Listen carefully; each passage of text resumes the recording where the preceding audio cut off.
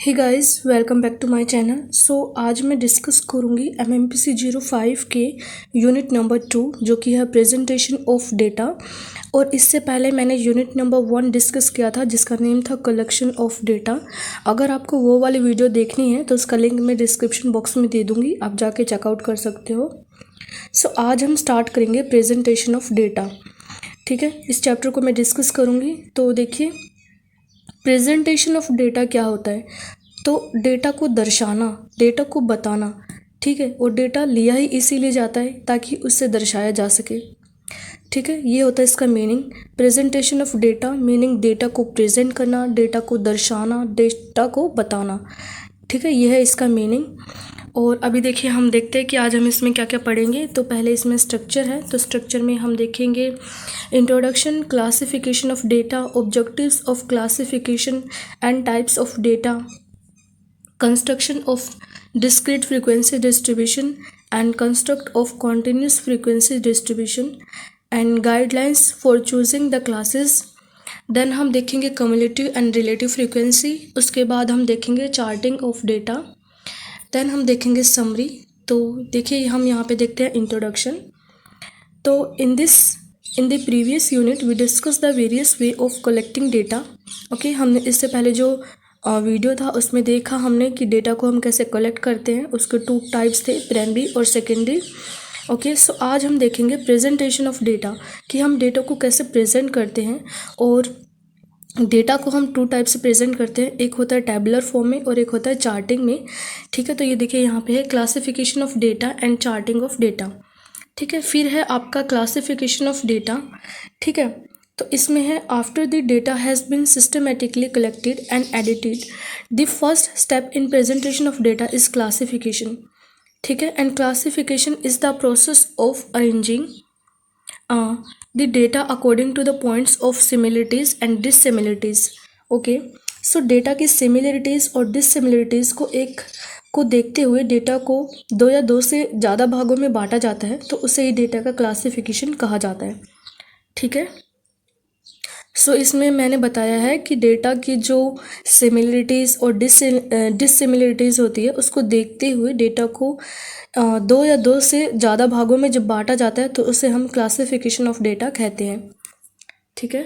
इसके बाद देखिए, हम देखते हैं ऑब्जेक्टिव्स ऑफ क्लासिफिकेशन, कि क्या इसके ऑब्जेक्टिव्स होते हैं। पहले है इसको ईजी अंडरस्टैंडेबल हो सके, ठीक है। ऐसा होना चाहिए कि जिसको हम अच्छे से समझ पाएँ।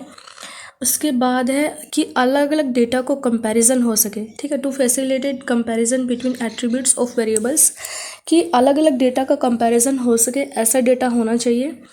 और to prepare data which can be presented in tabular form, हम अच्छे से उसे टैबुलर फॉर्म में प्रेजेंट कर पाएँ, ठीक है। And to highlight the significance features of the data at glance, ठीक है। जो एक्चुअल फिगर है, जो पॉइंट्स है, उसको अच्छी तरह से हाईलाइट्स कर पाएँ, ठीक है। ये थे ऑब्जेक्टिव्स ऑफ क्लासिफिकेशन। उसके बाद है टाइप्स ऑफ क्लासिफिकेशन, ठीक है। तो यहाँ पे 4 टाइप्स होते हैं, geographical, chronological, qualitative and quantitative, ठीक है। तो some common types of classification, first है जियोग्राफिकल। तो जियोग्राफिकल को हिंदी में बोलते हैं भौगोलिक, ठीक है। तो जियोग्राफिकल जो होता है, जब हम एरिया और रीजन के हिसाब से डेटा का क्लासिफिकेशन किया जाता है तो उसे हम बोलते हैं जियोग्राफिकल, ठीक है। और होता है क्रोनोलॉजिकल, ठीक है। क्रोनोलॉजिकल में होता है according to occurrence on event with respect to time, ठीक है। जब हम अकॉर्डिंग टू टाइम, मतलब जब अकॉर्डिंग टू टाइम के हिसाब से डेटा का क्लासिफिकेशन किया जाए तो उसे हम बोलते हैं क्रोनोलॉजिकल। और उसके बाद है क्वालिटेटिव, ठीक है। जब जिसका मेज़रमेंट करने में हमें थोड़ा प्रॉब्लम होता है, जो भी डेटा होता है उसका मेज़रमेंट करने में हमें थोड़ा प्रॉब्लम होता है, ठीक है। तो हम उसकी क्वालिटी देखकर मेज़रमेंट करते हैं, तो उससे हम बोलते हैं क्वालिटेटिव डेटा। उसके बाद है क्वांटिटेटिव डेटा, ठीक है। जिसमें क्वांटिटी के हिसाब से क्लासिफिकेशन होता है उसे बोलते हैं क्वांटिटेटिव डेटा, ठीक है। तो अभी देखिए, यहाँ पे है geographical classification. In this type of classification data is classified area according to area और रीजन। मैंने बताया है कि जब हम एरिया और रीजन के हिसाब से क्लासिफिकेशन करते हैं तो उसे हम बोलते हैं जियोग्राफिकल क्लासिफिकेशन, ठीक है। ओके, और इसके बाद देखिए, इसके बाद है आपका क्रोनोलॉजिकल क्लासिफिकेशन।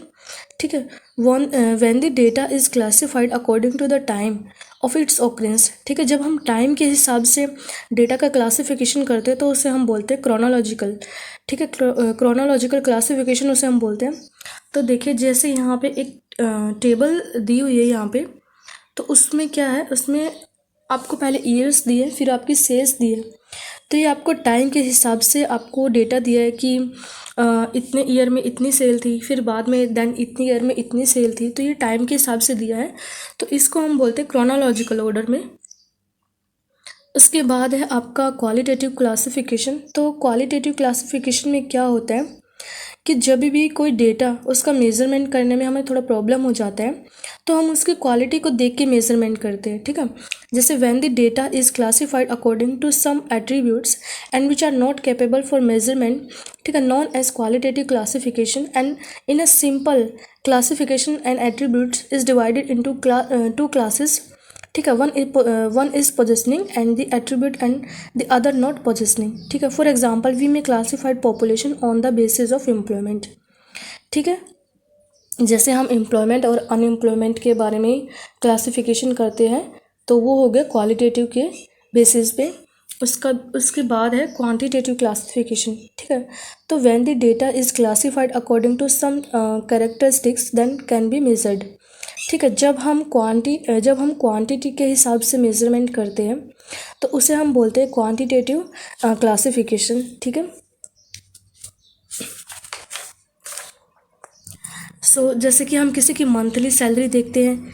ठीक है, और उसके बाद देखिए, उसके बाद होता है जो क्वांटिटेटिव डेटा होता है उसको भी हम टू पार्ट में डिवाइड करते हैं। देखिए यहाँ पे लिखा है quantitative classification become the basis for the frequency distribution. Okay, तो जो क्वांटिटेटिव डेटा होता है उसको हम टू टाइप से डिस्ट्रीब्यूट करते हैं। जैसे कि एक होता है डिस्क्रीट और एक होता है कंटिन्यूस सीरीज। सो डिस्क्रीट सीरीज जो वैल्यू फिक्स होती है उसको हम डिस्क्रीट सीरीज बोलते हैं, और कंटिन्यूस उसको बोलते हैं जो कंटिन्यूस चेंज होती रहती है, उसको हम बोलते हैं कंटिन्यूस फ्रीक्वेंसी। ठीक है,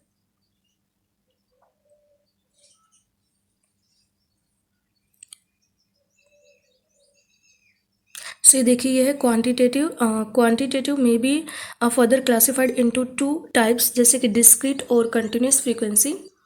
ठीक है, और देखिए यहाँ पे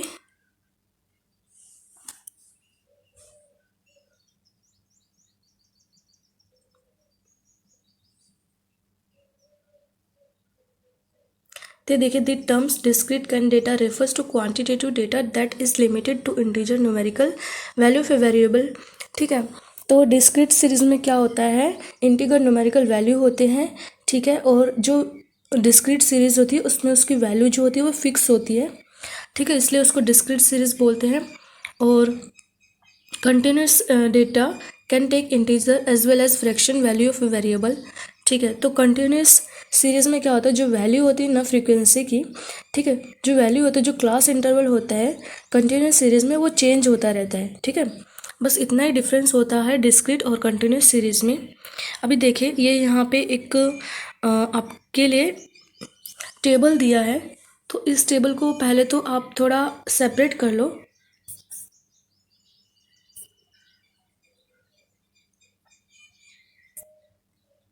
ठीक है, ये जो टेबल है ये सेपरेट है, जैसे कि एक साइड में डिस्क्रीट और दूसरी साइड में कंटिन्यूस। ठीक है, डिस्क्रीट का देखिए यहाँ पे जो नंबर ऑफ़ एम्प्लॉयज़ है, ठीक है, ये फिक्स है। ठीक है, ये चेंज नहीं हो रहे, इनकी चेंज नहीं हो रही है वैल्यू।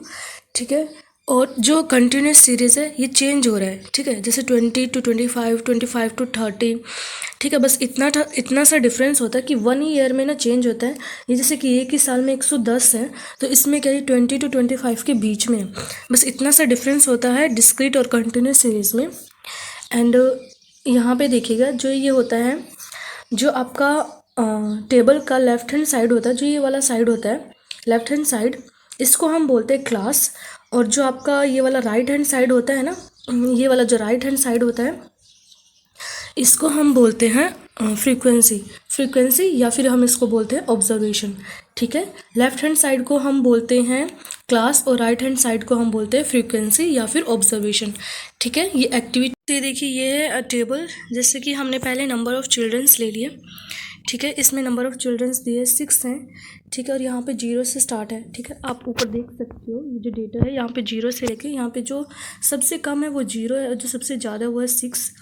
तो हम यहाँ पे पहले नंबर ऑफ़ चिल्ड्रंस लेंगे 0 से लेके 6 तक, एंड उसमें जो फैमिलीज़ हैं वो है 50 फैमिलीज़। तो हम उसको पहले कैलकुलेट करेंगे। जैसे हम पहले देखेंगे 0 जो चिल्ड्रंस है वो कितने फैमिलीज़ के 0 बच्चे हैं। तो हम यहाँ पे देखेंगे, जैसे हम इनको कैलकुलेट करेंगे 1 2 3 एंड 4। तो देखिए 0 जो चिल्ड्रंस है वो 4 फैमिलीज़ के। तो इस तरह हम ये टेबल बना लेंगे। और जैसे कि मैंने बताया था कि जो लेफ़्ट हैंड साइड होती है उसको हम बोलते हैं क्लास। ठीक है, और जो राइट हैंड साइड होती है उसको हम बोलते हैं फ्रीक्वेंसी। देन हम इसका टोटल कर लेंगे तो ये हो जाएगा टोटल 50। ठीक है, टोटल 50 फैमिलीज़ है। और जो क्लासेस हैं इसको हमने असेंडिंग ऑर्डर में लगाया है।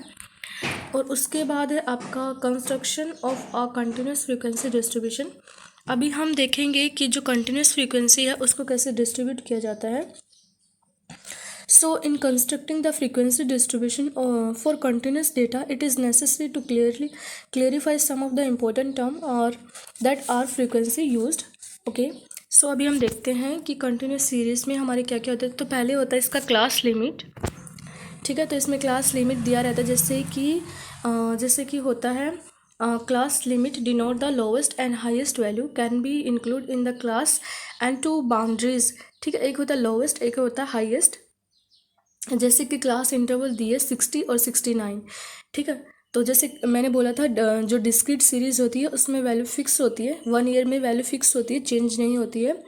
और कंटिन्यूस सीरीज़ में क्या होता है, जैसे कि 20 to 25, फिर 25 to 30 ऐसे सीरीज़ होती है। तो इसमें पहले क्लास लिमिट जो होती है वो होती है, जैसे फर्स्ट क्लास लिमिट जो आपकी है वो है 60 to 69 के बीच में। तो जो 60 हो गया उसको हम बोलेंगे लोअर लिमिट, एंड जो 69 हो गया उसको हम बोलेंगे अपर लिमिट। ठीक है, ये होता है आपका क्लास लिमिट। उसके बाद आपका आता है क्लास इंटरवल। ठीक है, the class interval represent the width. ठीक है, स्पैन और साइज ऑफ क्लास।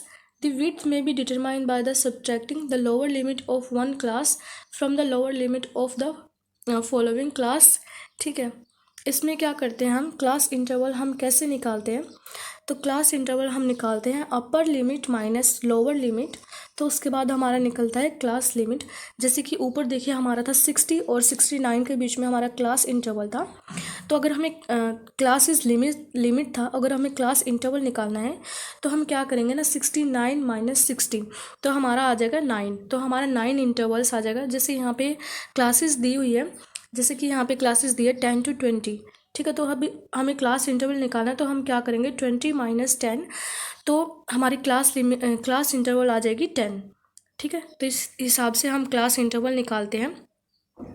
उसके बाद है आपका क्लास फ्रीक्वेंसी। ठीक है, class frequency the number of observation following with a particular class is called a class frequency and simply frequency. ठीक है, इसके बाद हम क्लास की फ्रीक्वेंसी निकालते हैं जो कि क्वेश्चन में दी हुई रहती है। उसके बाद है आपका क्लास मिड पॉइंट। ठीक है, यह आपका क्लास मिड पॉइंट, और इसमें होता है mid point of a class is defined as a sum of class limit divided by 2। ठीक है, mid point of a class is defined as the sum of class interval divided by 2। इसमें क्या होता है, जैसे कि जो आपकी अपर लिमिट होती है और प्लस लोअर लिमिट, उन दोनों को हम प्लस करते हैं और डिवाइड करते हैं 2 से, तो आपकी निकलती है क्लास का मिड पॉइंट। ठीक है, जैसे कि आपका क्लास की जो क्लास का आपका इंटरवल था, जो आपकी क्लास लिमिट थी, जैसे कि थी आपकी 10 से लेकर 20 के बीच में थी। तो हम क्या करेंगे उसको, तो आपकी जो अपर लिमिट है उसको हम करेंगे जैसे कि 20 + 10। ठीक है, 20 + 10 और डिवाइड बाय 2, तो आपका आ जाएगा 15। ठीक है, इस हिसाब से हम क्लास का मिड पॉइंट निकालते हैं। जो भी आपका क्लास इंटरवल दिया रहता है उनको हम upper limit plus lower limit और डिवाइड बाय 2 कर देंगे, तो आपका क्लास का मिड पॉइंट निकल जाएगा। उसके बाद है आपका टाइप्स ऑफ क्लास इंटरवल। ठीक है, ये होता है आपका टाइप्स ऑफ क्लास इंटरवल, जो कि आपके होते हैं 2 टाइप्स, जिसमें आपका आता है एक्सक्लूसिव और इंक्लूसिव मेथड। ठीक है, तो अभी मैं बताती हूँ एक्सक्लूसिव मेथड कौन सा होता है और इंक्लूसिव मेथड कौन सा होता है। सो देखिए, अगर पहले मैं बताती हूँ एक्सक्लूसिव मेथड। ठीक है, the class interval are so arrange that the upper limit of one class is the lower limit of the next class. ठीक है, अगर अपर लिमिट और अगर नेक्स्ट क्लास में इंक्लूड हो रही है तो एक्सक्लूसिव होगा। ठीक है, जैसे कि अगर आपकी जो ये पहले जो 20 है, जैसे जैसे इस टेबल में देखिए, इसमें है 20 to 25। ठीक है, जो 20 होगी आपकी वो होगी आपकी लोअर लिमिट, और जो 25 होगी वो होगी आपकी 25 जो होगी आपकी अपर लिमिट। ठीक है, इसमें है जो आपकी अगर ये अपर लिमिट अगर नेक्स्ट क्लास में इंक्लूड हो रही है तो होगी एक्सक्लूसिव, और अगर नेक्स्ट क्लास में ये इंक्लूड नहीं हो रही है तो ये होगी इंक्लूसिव। ठीक है, तो देखिए एक्सक्लूसिव में क्या है, 20 to 25, फिर 25 नेक्स्ट में इंक्लूड हो रही है, 25 to 30 एंड 30 to 35। ठीक है, अगर अपर क्लास नेक्स्ट क्लास में इंक्लूड होती है तो एक्सक्लूसिव, और इंक्लूड नहीं होती तो होती है इंक्लूसिव। अब ये देखिए यहाँ पे है इंक्लूसिव मेथड। ठीक है, इसमें क्या है 22, जैसे इसमें है 20 to 24.99, उसके बाद ये जो 24.99 है तो ये नेक्स्ट क्लास में कोई इंक्लूड हो रहा है, उसके बाद 25 दिया है। ठीक है, तो ये नेक्स्ट क्लास में इंक्लूड नहीं हो रही, तो जब अपर क्लास नेक्स्ट क्लास में इंक्लूड नहीं होती तो उसे हम बोलते हैं इंक्लूसिव मेथड। ओके, तो उसके बाद है आपका ओपन एंडेड मेथड। ठीक है, लोअर लिमिट और अपर लिमिट गिवन नहीं होती। ठीक है, यही इसकी खासियत है, ओपन एंडेड में लोअर लिमिट और अपर लिमिट गिवन नहीं होती। जैसे कि यहाँ पे देखिए लेस देन 1000 यहाँ पे दिया है, तो इसमें यहाँ पे ना तो लोअर लिमिट गिवन है और ना ही अपर लिमिट गिवन है, तो ओपन एंडेड यही होता है। और बस ये एक टेबल दी है। ठीक है, ये आपको देख लेना है। और उसके बाद है आपका, उसके बाद यहाँ पे देखिए, यहाँ पे है आपकी guidelines for choosing the classes. ठीक है, ये कुछ गाइडलाइंस आपको दी है जो आपको देख लेनी है। तो देखिए पहला जो गाइडलाइंस है इसमें बोला है कि the number of classes should not be too small और टू लार्ज। ठीक है, जो नंबर ऑफ क्लासेस होती है वो ना तो ज़्यादा कम होनी चाहिए और ना ही ज़्यादा बहुत ज़्यादा होनी चाहिए। ठीक है, the number of classes should not be too small और टू लार्ज। ठीक है, the number of classes should be between 5 and 15। ठीक है, इसका मीनिंग यही है कि जो आपकी क्लासेस है ना तो वो ज़्यादा कम होनी चाहिए और ना ही बहुत ज़्यादा होनी चाहिए। ठीक है, और अगर आपकी क्लासेस है, नंबर ऑफ़ क्लासेस लोगे तो बेटर रहेगा, इससे ज़्यादा लोगे, इससे ना तो ज़्यादा लेनी चाहिए और ना ही ज़्यादा कम लेनी चाहिए। ठीक है, और उसके बाद है if possible the width of the interval should B numerically simple like 5, 10, 25। अगर आपका जो विड्थ है, ठीक है, जो आपका विड्थ है वो आपको मतलब गैप के मल्टीपल्स जो होते हैं ना उनके गैप पे लेना चाहिए। जैसे कि आपको 5, 10, 25 ऐसे लेना चाहिए, और जो 3, 7, 9 है आपको इनको अवॉइड करना चाहिए। ठीक है, इंटरवल सिंपल होने चाहिए। और उसके बाद है it is desirable to have classes of equal width. ठीक है, इक्वल विड्थ होनी चाहिए। However in case of distribution having wide gap between the minimum and maximum, जो आपके क्लास इंटरवल का जो गैप होता है ना वो इक्वल होना चाहिए। जैसे 10 to 20, 20 to 30, 30 to 40 ऐसे आपका गैप होना चाहिए। आपका जो गैप है ना तो वो ज़रूरत से ज़्यादा होना चाहिए ना ही कम होना चाहिए।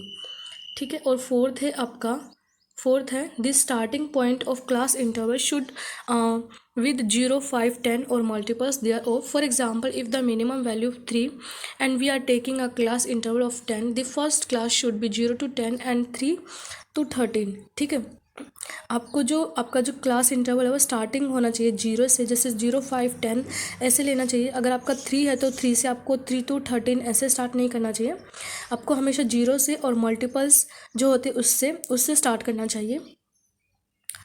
उसके बाद है the class interval should be determined after taking into consideration the minimum and maximum value.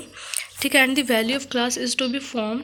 ठीक है, for example if the income of 20 employees in a company varies between rupees, ठीक है, 1100 and rupees 5900 and we want to form 5 classes the class interval. ठीक है,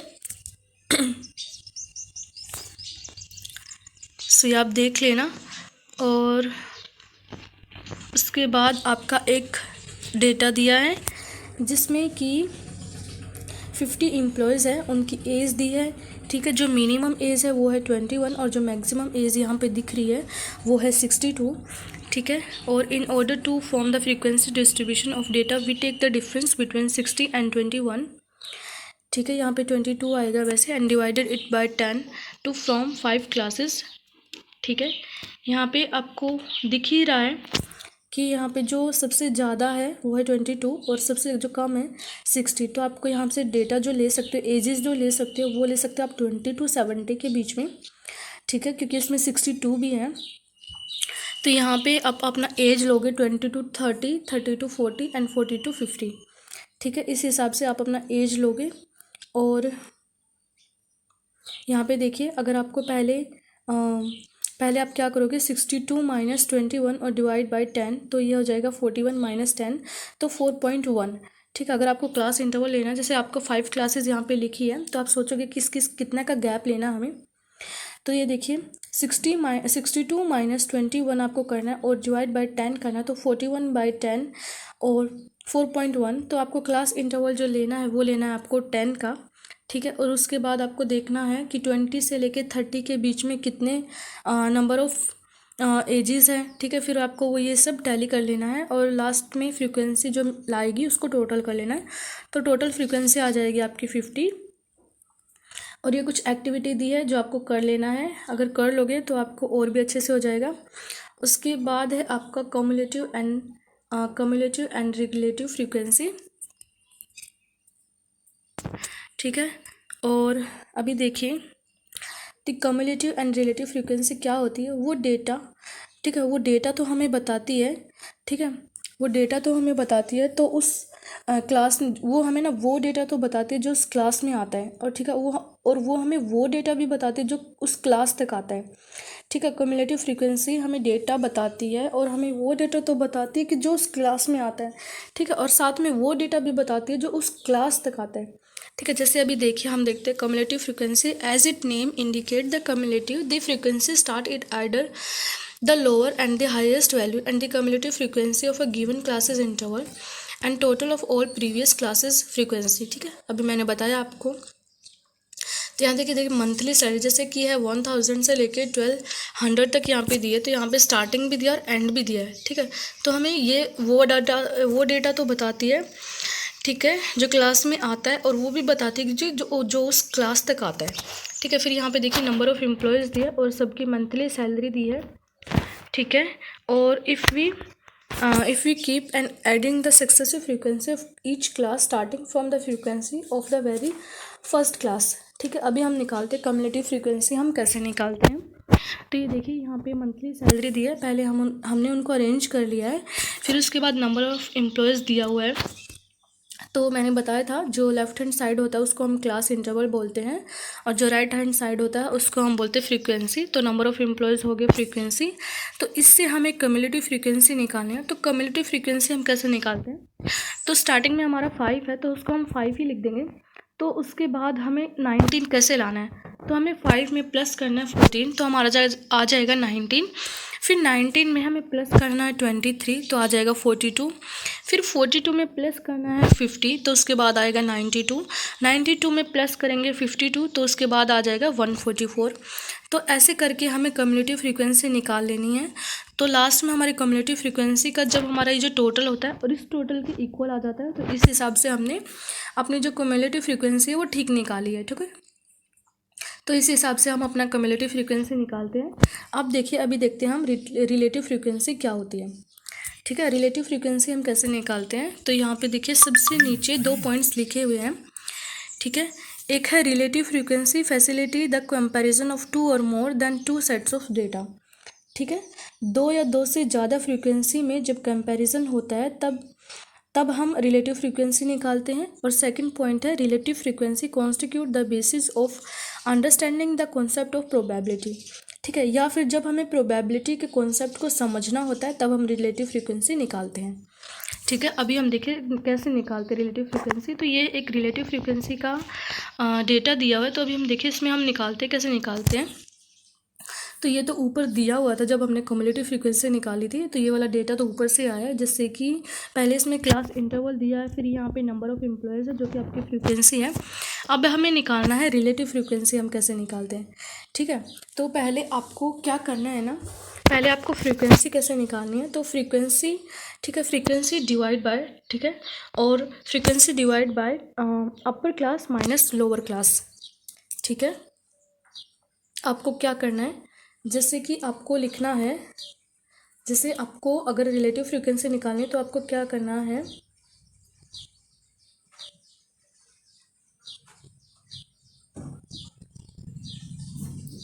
sorry just a minute,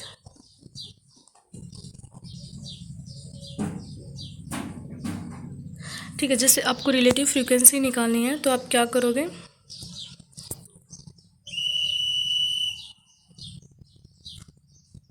ठीक है, जैसे आपको रिलेटिव फ्रीक्वेंसी निकालनी है तो आप क्या करोगे, एफ, ठीक है, और डिवाइड बाय, ठीक है, यू सी माइनस, ठीक है, एल सी।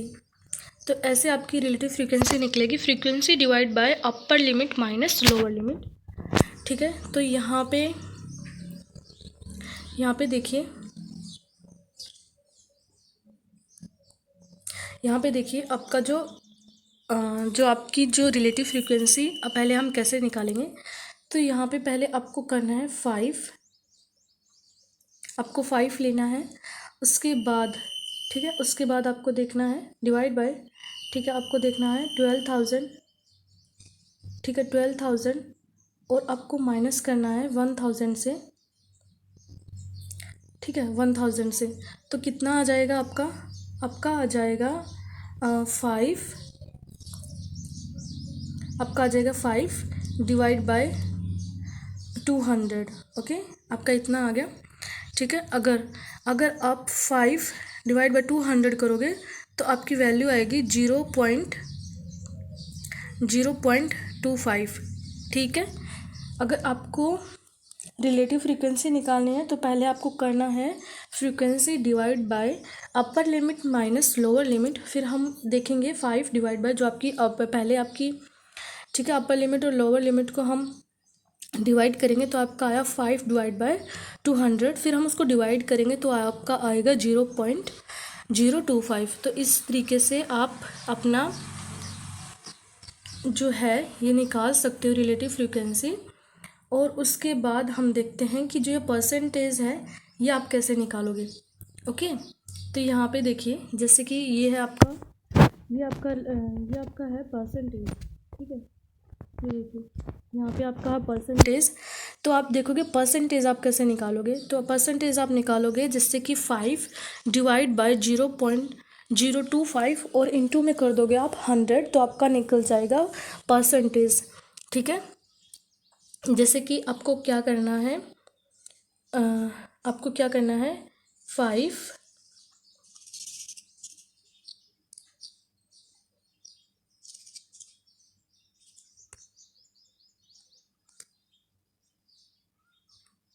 ठीक है, आपको अब क्या करोगे 5, ठीक है, डिवाइड बाय 0.025 आप करोगे और इनटू में आप करोगे 100, तो आपका इज इक्वल टू परसेंटेज आएगा 2.5, ओके। सो इस हिसाब से आप अपना फ्रीक्वेंसी निकाल सकते हो, ठीक है। तो इस हिसाब से अपना परसेंटेज निकाल सकते हो आप। फिर आपको क्या करना है, जो आपका रिलेटिव फ्रीक्वेंसी है और जो आपका परसेंटेज है इनका टोटल कर लेना है। और इसका एक और मेन पॉइंट है, वो है कि आपका जो रिलेटिव फ्रीक्वेंसी होती है ना वो हमेशा 1 आएगी, और जो आपका परसेंटेज फ्रीक्वेंसी होती है वो ऑलवेज आपकी 100% आएगी। तो यहाँ पे भी देखिए, जो आपका रिलेटिव फ्रीक्वेंसी है 1 आई है, जो आपका परसेंटेज फ्रीक्वेंसी है ये 100% आई है, ठीक है। ये मैंने बताया रिलेटिव फ्रीक्वेंसी के बारे में। अब देखिए चार्टिंग ऑफ डेटा, ठीक है, डेटा को हम चार्ट पे कैसे प्रेजेंट करते हैं। तो आपको भी पता है डेटा को चार्ट पे प्रेजेंट करने के लिए 4 टाइप्स होते हैं, ठीक है, 4 टाइप्स आपके होते हैं, ठीक है। पहले आपका होता है, सॉरी,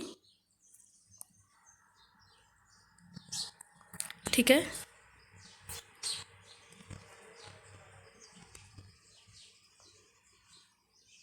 तो ये देखिए आपका पहले होता है बार डायग्राम, ठीक है, फिर हिस्टोग्राम, फिर फ्रीक्वेंसी पॉलीगन, फिर ऑल, ठीक है, फिर आपका आता है ओगिव एंड कम्युलेटिव फ्रीक्वेंसी। ठीक है, पहले हम देखते हैं कि जो आपका जो बार डायग्राम होता है ना वो कैसे होता है। ठीक है, फिर आपका देखिए ये है आपका बार डायग्राम। ठीक है, जो बार डायग्राम होता है ना वो मोस्टली यूज़ होता है हर जगह, जैसे कि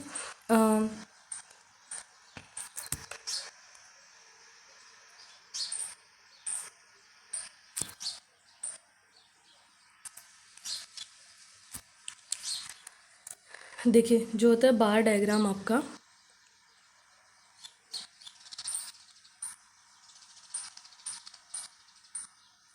ठीक है, जो बार डायग्राम होता है आर मोस्ट पॉपुलर। ठीक है, जो बार डायग्राम होता है मोस्टली यूज़ होता है हर जगह पे, और one can see numerous such diagram in newspaper, जैसे कि आपने न्यूज़पेपर में देखा होगा बार डायग्राम। ठीक है, जर्नल्स में देखा होगा, एग्जीबिशंस में आपने देखा होगा, तो मोस्टली हर जगह पे बार डायग्राम यूज़ होता है। जैसे कि आपको कभी पॉपुलेशन के बारे में कुछ निकालना है, या फिर पर कैपिटल, या फिर इनकम, सेल्स एंड प्रॉफिट आपको दिखाना है कंपनी में, तो वहाँ पे भी आपका बार डायग्राम यूज़ होता है। और जो बार डायग्राम होता है ना उसका डिस्क्रीट डेटा बताया जाता है। ठीक है, ये कंटिन्यूस बेसिस पे नहीं होता, इसमें डिस्क्रीट डेटा होता है आपका। तो यहाँ पे देखिए ये एक बार डायग्राम आपका बनाया हुआ है। ठीक है, और जो यहाँ पे जो एक्स एक्सिस भी होती है ना, ये आप भी देखिए यहाँ पे जो नीचे होती है इसको हम बोलते हैं एक्स एक्सिस, और जो इधर साइड में जो होती है जहाँ पे आपका पॉपुलेशन दिया होता है इसको हम बोलते हैं वाई एक्सिस। ठीक है, ये आपको पहले भी पता होगा। और जो एक्स एक्सिस होता है ये होता है हॉरिजेंटल, और जो वाई एक्सिस होता है इसको हम बोलते हैं वर्टिकल। ठीक है, और इनकी जो ये जो चौड़ाई जो होती है ना इनकी चौड़ाई और गैप में जो गैप होता है इनमें इक्वल गैप होता है। ठीक है, इनकी चौड़ाई में और जो बीच में गैप है ना इनके, ये इक्वल होता है। ठीक है, तो ये तो मैंने बताया बार डायग्राम के बारे में। अभी हम देखते हैं हिस्टोग्राम के बारे में। ठीक है, हिस्टोग्राम के बारे में हम देखते हैं। One of the most commonly used and easily understood method for graphical presentation of frequency distribution is histogram. ठीक है, बार डायग्राम की तरह ही होता है हिस्टोग्राम। ठीक है, बस इसमें इंटरवल में गैप नहीं होता। ठीक है, ये आप यहाँ पे देख रहे होगे, ये जो होता है ना जो बार डायग्राम होता है वो डिस्क्रीट डेटा उसमें होता है, और जो हिस्टोग्राम होता है उसमें आपका कंटिन्यूस डेटा बताया जाता है। तो यहाँ पे देखिए यहाँ पे एक दिया है, तो इसमें क्या आपका कंटिन्यूस डेटा बताया गया। ठीक है, जबकि इसमें गैप नहीं होता। और ये आपका ये डायग्राम देखिए, इसमें क्या बार डायग्राम में क्या होता है इक्वल गैप होता है, और जो हिस्टोग्राम होता है इसमें क्या होता है इक्वल गैप्स नहीं होता है इनके बीच में। ठीक है, और जो हिस्टोग्राम होता है वो 2 टाइप्स का होता है, एक होता है इक्वल इंटरवल्स और दूसरा होता है अनइक्वल इंटरवल्स। ठीक है, एक तो ये हो गया जिसमें कि इक्वल इंटरवल्स है। ठीक है, और एक होता है दूसरे वाला, ठीक है, एक दूसरा होता है जिसमें कि ये एक डेटा दिया है जिसमें कि क्या है अनइक्वल इंटरवल्स होता है। ठीक है, जैसे कि यहाँ के आप डेटा ही देख ले, जैसे कि इसमें भी 9 ठीक है, फिर 4 है, फिर 2 है, और फिर 1 है। ठीक है, तो इसमें क्या होता है इसमें इक्वल गैप्स नहीं होता। ठीक है, और इसका जो है क्लास इंटरवल में तो गैप होता ही नहीं है, और जबकि जो इसका जो डेटा बनता है ये, ठीक है, इसकी जो फ्रीक्वेंसी होती है इसमें भी डेटा में मतलब गैप नहीं होता, और ना ही ये फिक्स होते हैं। ठीक है, कभी ज़्यादा होता है कभी कम होता है, तो इतना सा डिफरेंस होता है आपका हिस्टोग्राम में। उसके बाद हम देखते हैं आपका फ्रीक्वेंसी पॉलीगन की फ्रीक्वेंसी पॉलीगन क्या होता है। So frequency polygon is a graphical presentation of frequency distribution. ठीक है, तो हिस्टोग्राम से ही बनता है ये फ्रीक्वेंसी पॉलीगन, और उसकी कॉलम्स की अपर लिमिट को मिड पॉइंट से हम लाइन ड्रॉ करेंगे, फिर वो एक पॉलीगन बन जाएगा, और इसे हम बोलते हैं फ्रीक्वेंसी पॉलीगन। ठीक है, यहाँ पे देखिए ये हिस्टोग्राम की तरह ही होता है। तो इसमें क्या होता है ना इसका जो मिड पॉइंट है ना, इसके मिड पॉइंट से हम एक लाइन ड्रॉ करते जाएंगे। ठीक है, तो ये बन जाएगा आपका फ्रीक्वेंसी पॉलीगन, और ये ठीक है, तो ये आपका हो गया फ्रीक्वेंसी पॉलीगन। और इम्पोर्टेंट ये है इसका पॉइंट कि ये 0 से स्टार्ट होता है, और लास्ट कॉलम में ये फिर से 0 पे ख़त्म हो जाता है। ठीक है, ये देखिए ये जो आपका डायग्राम है इसमें क्या था, ये 0 से स्टार्ट हुआ फिर ऊपर तक गया और लास्ट में 0 पर ही ख़त्म हो गया। तो ये इसका पॉइंट होता है। ठीक है, और ये देखिए फ्रीक्वेंसी कर्व क्या होता है, ठीक है। जब आप बीच में से जो लाइंस हटा देते हो और बस जो आपका जो लाइन रह गया इसको ड्रॉ करते हो, लाइंस को हटा देते हो, तो वो बन जाता है आपका फ्रीक्वेंसी कर्व, ठीक है।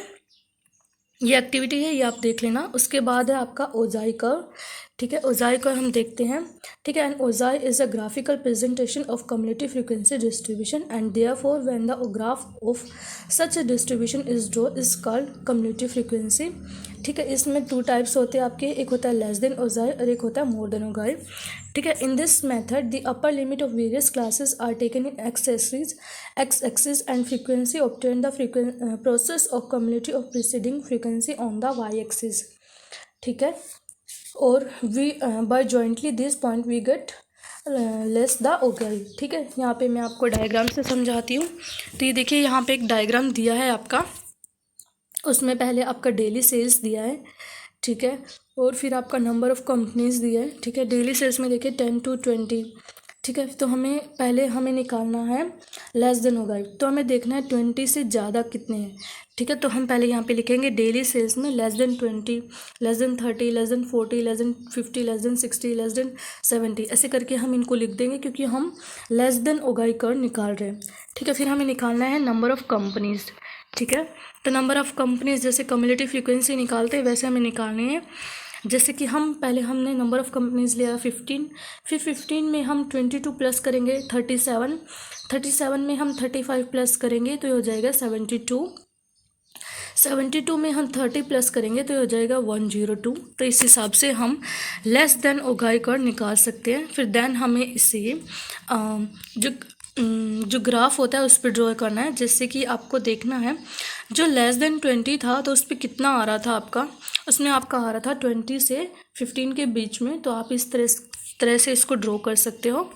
फिर आपका आता है मोर देन ओजाई, तो सिमिलरली मोर देन ओजाई और cumulative frequency curve can be draw by the taking the lower limit on X axis and cumulative frequency on the Y axis, ठीक है। वाई एक्सिस पे हम लेते हैं कम्युलेटिव फ्रीक्वेंसी को और एक्स एक्सिस पे हम लेते हैं लोअर लिमिट को, ठीक है।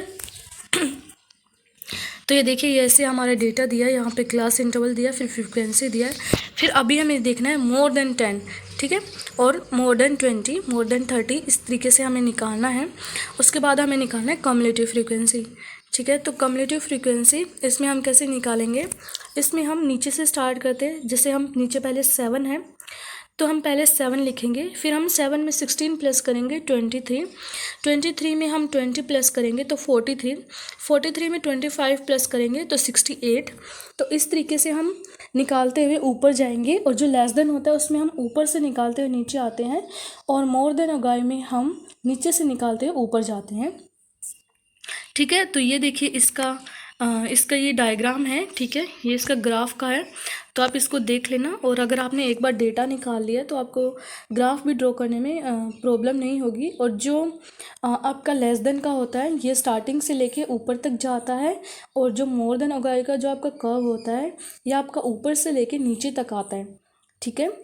ओके, सो आज मैंने डिस्कस किया आपका सेकंड चैप्टर जो कि था आपका प्रेजेंटेशन ऑफ डेटा। इस चैप्टर को मैंने बहुत ही सिंपल वर्ड्स में समझाने की कोशिश की है और इससे पहले मैंने आपका फर्स्ट चैप्टर भी डिस्कस किया था। ओके, और अगर आपको मेरी वीडियो कैसी लगी हो ना, आप मुझे कमेंट सेक्शन में बताइएगा, आपकी कुछ हेल्प हुई हो, ठीक है, आपको कुछ समझ में आया हो और आपके कुछ सजेशन हो। अगर मैं इस वीडियो को और अच्छा कर पाऊँ तो आप मुझे सजेशन भी दे सकते हो कि मैं इसमें क्या चीज़ ऐड कर सकती हूँ। इसके बाद हम स्टार्ट करेंगे नेक्स्ट चैप्टर जो कि है आपका measure of central tendency. Okay, तो अगर आपको फर्स्ट वाली वीडियो का लिंक चाहिए तो मैं डिस्क्रिप्शन बॉक्स में दे दूँगी और आप लोग मुझे कमेंट सेक्शन में बताइएगा कि आप लोगों को ये वीडियो कैसी लगी, कुछ आपकी हेल्प हुई कि नहीं हुई है, ठीक है। और इससे पहले ना मैंने बहुत सारे इंपॉर्टेंट क्वेश्चन भी डिस्कस किए हैं MMPC 01 से लेके 14 तक। तो आप जिस भी सैम में हो, फर्स्ट या सेकंड, आपको जिस भी सब्जेक्ट के इंपॉर्टेंट क्वेश्चन चाहिए तो आप प्लेलिस्ट चेक कर सकते हो। और आपको मेरे किसी भी PDF से रिलेटेड नोट्स चाहिए तो आप मुझे टेलीग्राम पे ज्वाइन कर सकते हो, उसका भी मैंने लिंक डिस्क्रिप्शन बॉक्स में दिया है, ठीक है। और अगर आपने अभी तक मेरे इस चैनल को सब्सक्राइब नहीं किया है तो प्लीज़ कर लेना एंड साथ ही में ना बेल आइकन को भी प्रेस कर लेना so you get the notification when I upload my next video. Okay. और अगर वीडियो अच्छी लगी हो तो लाइक कर देना, अपने फ्रेंड्स के साथ शेयर कर देना, बिकॉज जैसा कि मैं अपनी हर वीडियो में बोलती हूँ कि जो ज्ञान होता है ना वो बांटने से बढ़ता है। अगर आप बांटोगे ना तो आपका भी ज्ञान बढ़ेगा ही।